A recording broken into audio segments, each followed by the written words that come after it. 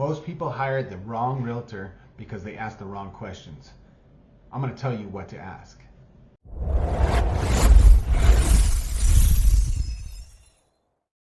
Hiring a real estate agent is a big deal.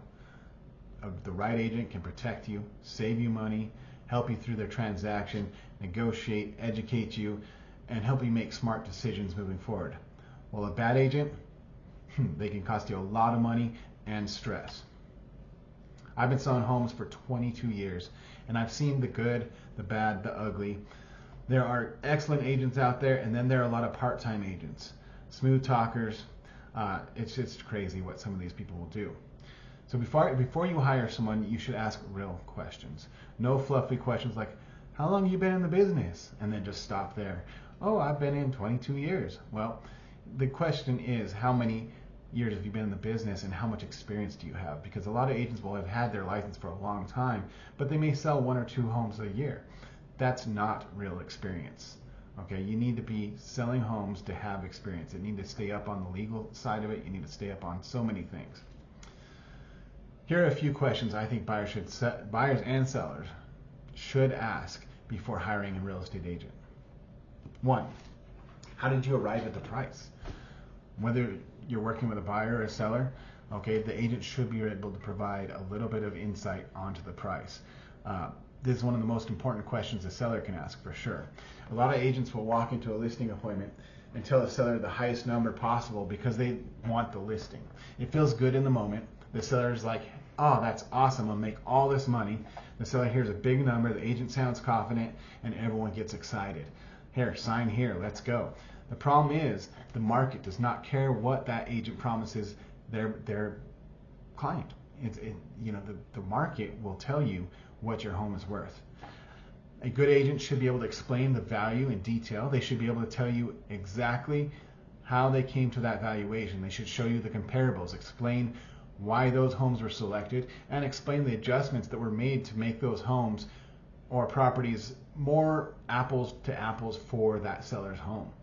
There's a lot of things you can adjust for a yard, for a updated kitchen, for an extra bedroom.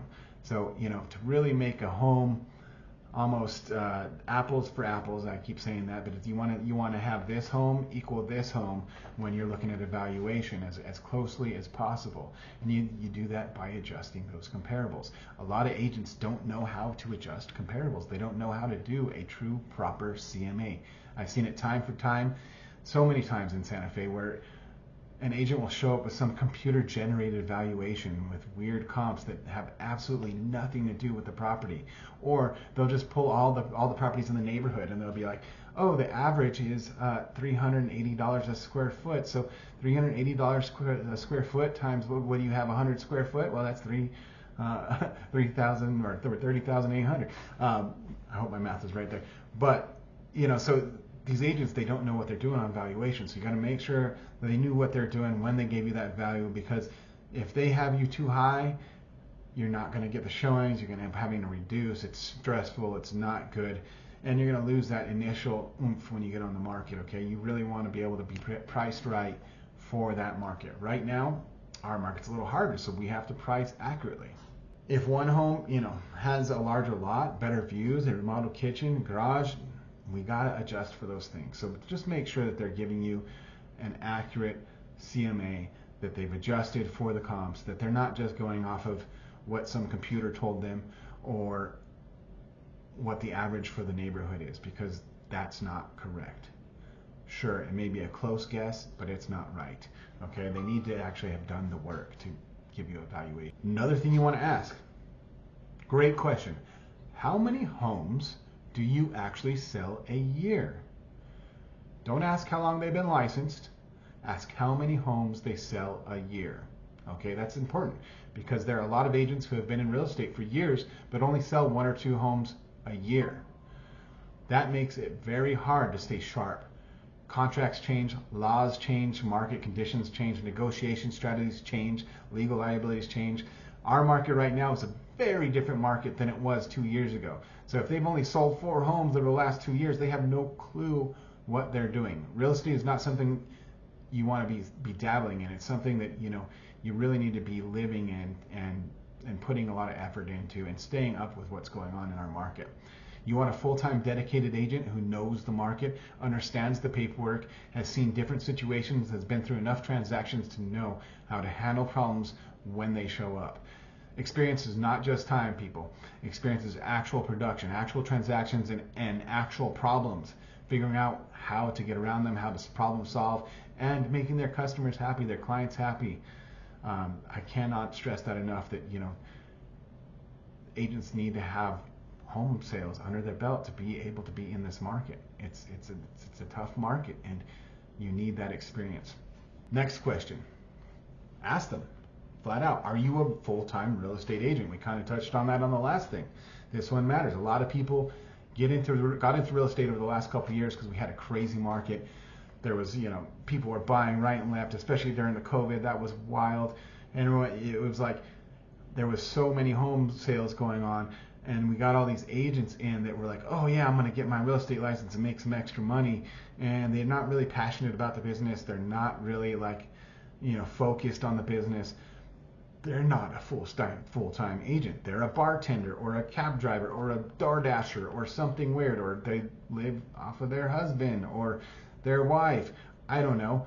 But a full-time agent is someone who goes to work and sells homes every day. Unfortunately every day. I don't get breaks on the weekends. Usually I'm still working sometimes, and that's the life of a realtor.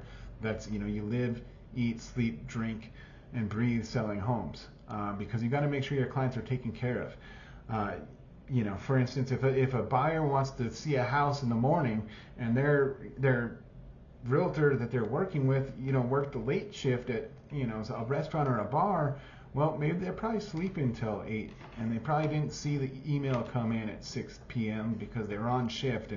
And guess what? Some other buyer is going to be in there at 8 in the morning or 9 in the morning. Some other realtor who is actually a full-time realtor is going to be in there. I'm not trying to insult anyone with another job, but if you're buying or selling what may be your largest financial asset, you need someone who is available and focused. You need someone who's working the job. I know plenty of realtors who are part-time, and they're awesome people, but it's a business you have to be dedicated to. What protections do you need to ask? What protections you have to get if you need to get out of a deal? This is especially important to buyers, okay? A good buyer's agent should not just open doors, write offers. They should explain the process, the protections, the contingencies, and what happens if something bad comes up during inspections, how to negotiate, and your options. I like to sit there, and actually fully educate people on the process, and we'll even do this in the first 1 or 2 homes if we see. I say, do you know the process? Hey, and let me tell you exactly, step for step how this works, how we're gonna find you the house, how we're gonna get you this deal, how we're gonna make sure the home's good for you. A good agent should prepare a buyer emotionally and contractually to walk away if the house has serious problems. We should be prepared. Hey, we're not gonna attach. We like this house, yes, but we're gonna make sure this is a good home for you. And the broker should be ready to walk away with their client if there's something wrong.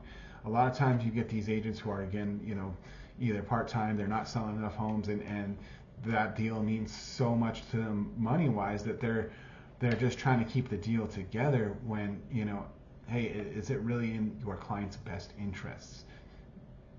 So ask this question: what protection do I have? What happens when I need to get out of the deal? How do we get out of this deal if something comes up? What happens if something goes wrong with my financing, something goes wrong with the inspections, something goes wrong with the title of the house? Where are we at? How do we do this? And a good agent should be able to lay out the guidelines, let you know how you can get out of the deal if you need to, and really what contingencies are going to matter. How do you communicate during the transaction? Well, this is interesting because everybody communicates differently. Me, I'm more of a phone call person. I love phone calls. I like picking up the phone and talking. It's just easier than texting because I'll forget about a text. But really, you got to lay those ground rules out. If you're a texter, you need to talk with your agent and say, hey, I'm a texter. Can you text me? Hey, I'm an emailer. Can you email me? Hey, I don't like emails. I don't look at them. I don't see them. I don't, We got to lay out those ground rules if we're working together. I have some clients that just don't email. They don't text. I have to pick up the phone and call them every time there's, a minute thing that we need to talk about. But that's okay, because I need to communicate with them on their level. So if you're talking with an agent, make sure they're going to be able to communicate with you on their level, on your level, and be able to, talk with you about tough situations too, right? What if something is going wrong? You want them to be brutally honest with you and communicate with you, okay? And so there's a lot of agents out there they'll avoid a situation. No, you can't avoid a situation. You got to swallow the frog. You got to jump on it. You got to say, hey, this is wrong. We need to deal with this, and you need to communicate that with the clients. Need to hear that from their agent. So, anyways, there needs to be good communication. Communication is key. It's important. I can't stress that enough. Ask the agent if they have support staff, a team helping them. A busy agent is running all over. Like me right now, I got 4 or 5 deals in the hopper. I'm showing the houses. I'm busy, right? And I stay pretty on top of it, I'd like to say. But I do. I have an admin, and then I have 2 other assistants besides my admin. Okay, my admin's licensed, so she can help with the transactions. She can deal with contracts. She can answer questions about numbers. She can answer questions about inspections, because she's a licensed individual and she's in every one of my deals. So, the last 40 deals we did this last year, she was in. She knows exactly what happened. She's got the knowledge that I have, because I've had her help me through these deals. And then, hey, besides having that full-time admin, I have the 2 other assistants that can help. So, it's important to have someone who has a good support, right? And especially if they're a busy agent, you want someone that can, hey, if there's an emergency going on, they can handle it ASAP, no matter where they're at. I can get things done across the world, and I do. Whenever I'm traveling, I'm busy. It's crazy. I go on vacation, I get super busy. I don't know why, but that's when I have a support staff that I help that helps me keep track. They can help me stay on my files. They help me. I check in a few times a day. Hey, what are we missing? Hey, what important emails have come in? What phone calls? Who do we need to talk to? And it's an important thing in real estate. Unfortunately, it's not a one-man shop. There's no way to do it as a one single person. Maybe at a low level, right? But again, the low level, as we were talking earlier, you need more than a low level to have that experience to be able to negotiate, to have that power to help your clients. Ask the agent about negotiation. A lot of agents, they do not really negotiate. They push paperwork back and forth. They just want to get the deal done. Real negotiation, it happens in multiple stages in our contracts. First, there's the purchase price, right? So that's our first negotiation. Then there's timing, okay? We need to be in a home in 30 days. We need, this to happen, and this to happen, and in this timeline. Those are negotiations. Concessions. Hey, I have a buyer that needs, $5,000 towards closing costs. I'm going to negotiate that up front, and get them that extra closing cost towards their loan. And so it's not purchase price. It's not just one thing. It's multiple things that we're negotiating, right? Once the contract's accepted, now we go into inspections. We go into well inspections. We go into home inspections, septic inspections. Oh man, you get some poopy situations, right? So if something comes up in all of those, okay, it's not only negotiating, right? But it's also say I'm representing a seller and there's some stucco issues. Your agent needs to, your broker needs to know, we're not supposed to use the word agent. We're just supposed to use broker. I keep saying agent, but your broker needs to know what a inflated bid looks like, right? So they need to know how much stucco costs. They need to know how much a roof usually costs. They need to be seeing enough of these deals so that they have a norm. They have an idea of okay, well, hey, this bid is way too high. Let me get 3 other bids, and so we can negotiate the roof. Because if hey, if I'm the seller and someone brings me a $250,000 roof bid, I'm like, what is going on? And I've seen this happen. I've had this happen. A $250,000 roof bid, and that's enough to build the damn house. So Needless to say, I had to go out and get another bid and show that this roof was not going to cost $250,000. I had to basically get in there, step in for my seller, and negotiate, and make sure that it protected their bottom line, right? Now, same thing if I'm the buyer. I mean, I want to make sure that if I'm representing the buyer, I want to make sure that their needs are addressed, and that we maybe negotiate enough money to handle those situations, or make sure that the contractor is doing the repairs is licensed. So there's a lot more to the negotiation, right? In real estate here, and unfortunately, there's some nefarious characters. I've had roofing companies, I have plumbing companies, I've had contractors just throw out these crazy numbers that are not realistic. And a good agent needs to know enough to recognize when something's off and be able to call attention to it and fix the situation and negotiate to save the deal. Because some kind of crazy number like that $250,000 roof bid I saw that I told you about earlier, that's just going to kill a deal. It's not realistic, and who knows? I mean, maybe those people sell roofs. They do really well in town, so I guess they do. People take out a whole mortgage to pay for a roof, which is scary. But a good agent can save you real money on the negotiations. Ask them to explain the buying process, selling process from start to finish. I mean, that's something I love to do. I like to educate my clients. I like to sit down and take them step by step. I think I told you this earlier, through the contract, through the stages. Hey, in this stage we're going to do this, and in this stage we're going to do this, and at this stage, if something happens, we can get out for this. And so if you're buying, they should be able to explain the financing, the pre-approval, the showings, the offers, earnest money, inspections, appraisal, title, and closing, all the way through, and what can go wrong along the way and how to deal with it if it goes wrong, right? If you're selling, they should be able to explain how they came to the pricing, the preparation of the property, marketing, showings, offers, negotiations, inspections. There's so many things, appraisals, repairs, closings, and what to expect after going under contract, and where each one of those stages can go wrong so that they're prepared. It's more about education, really. I like to educate my clients and make sure that they're fully aware of the situation. The answers, if you're asking an agent, they should be clear. They should be not rushed. There shouldn't be a bunch of fluff.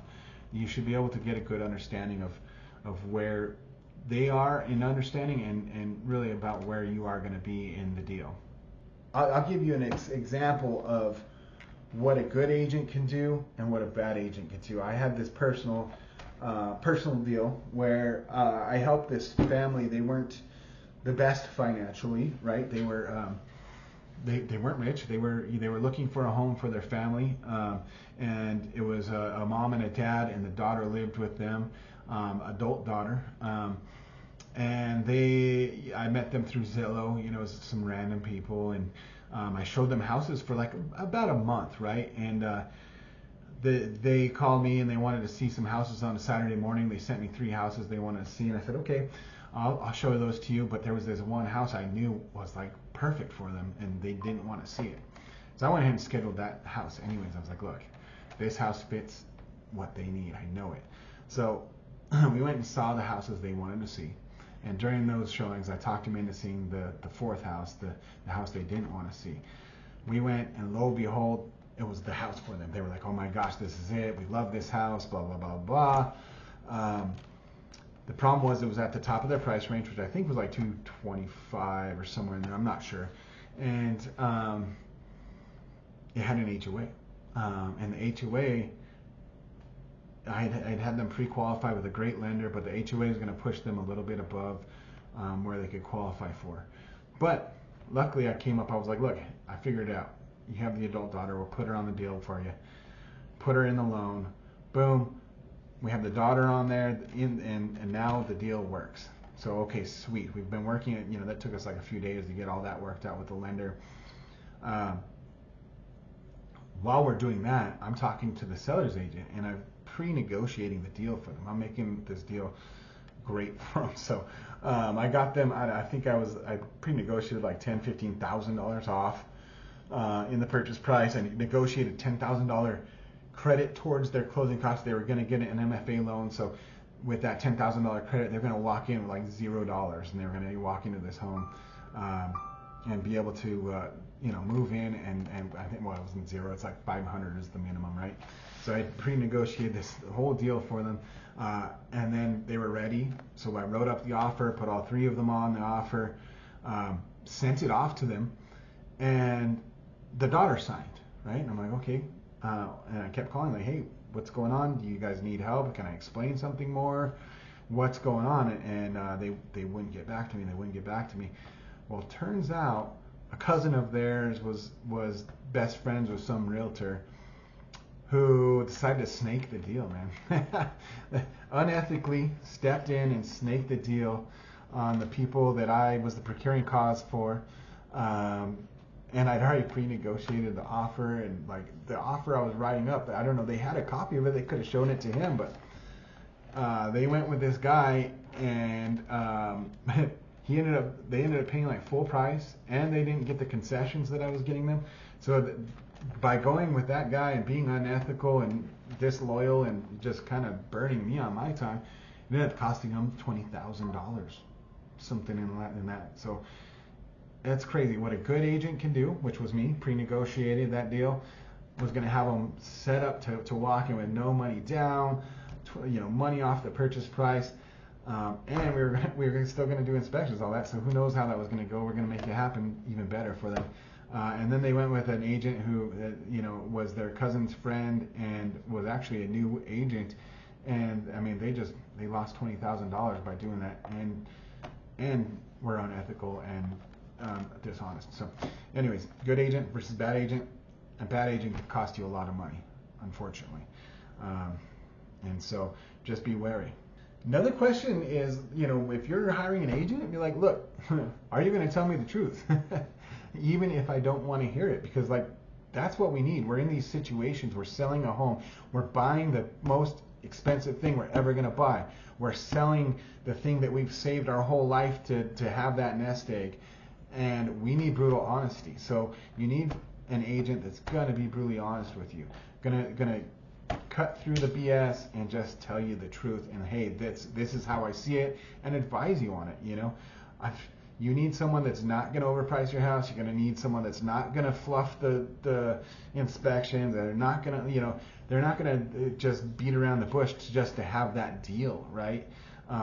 Look, you need someone that's honest. There's a lot of crazy fake people out there, a lot of fast talkers and showy people that, I don't know.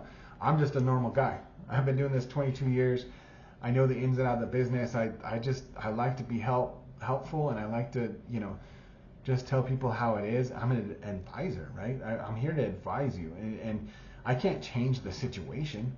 There's nothing for me to change in the situation, right? The house is the house. The issues with the home are the issues with the home. I can't change those. I can help you understand them. I can help you negotiate them. I can help, get you out of the deal if we need. I can help advise you on the situation and be honest and truthful. So that's what most people need. Unfortunately, they don't get it a lot of times. They'll get someone that tells them what they want to hear. Hey, we can get you more for the house than the market will give us. Hey, it's not that big of a deal to have these weird watermarks on the wall. I'm dealing with it. I just listed a house for this poor lady who's been fixing a house for 2 years because her agent wasn't honest with her. She was walking through the house and she's like, what are these watermarks? And that's probably just from them mopping, right? Not, hey, we should get those looked out. Hey, we should find out what those are.